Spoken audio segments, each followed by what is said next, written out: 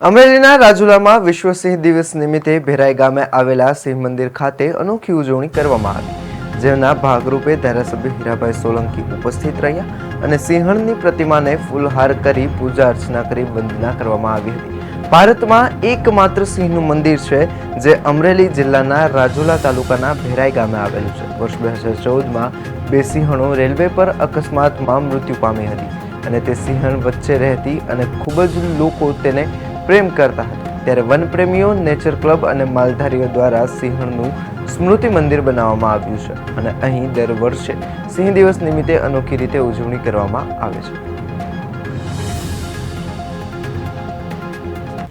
ભૂતકાળમાં આ રેલવે દ્વારા બે સિંહણ કપાણી હતી અને એના સ્મારક, એની સ્મૃતિ અર્થે આ સિંહ સ્મારક અહીંયા જ્યારે બનાવવામાં આવ્યું હોય ત્યારે આજના દિવસે હું ભાઈ શ્રી વિપુલભાઈને, અહીંયા અમારા હરસુરભાઈને, ભાઈ શ્રી કથળભાઈને, અમારા પ્રમુખ હરસુરભાઈ લાખણોત્તરાને હું ખૂબ ખૂબ અભિનંદન આપું કે આ સ્મારક, આ સ્મૃતિ જ્યારે આ ભેરાઈ ગામમાં બનાવી હોય અને અહીંયા સિંહ ચાલીસા પણ જ્યારે અહીંયા વંચાવવાની હોય ત્યારે હું આ વિસ્તારના વડીલોનો ખૂબ ખૂબ આભાર માનું છું, કેમ કે આખા ગુજરાતમાં 650 જેટલા સિંહ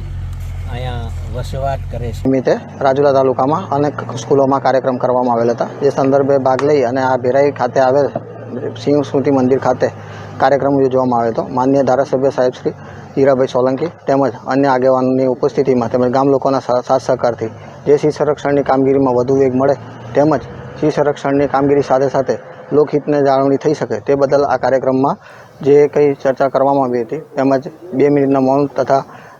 સિંહ ચાલીસા, સિંહ આરતી દ્વારા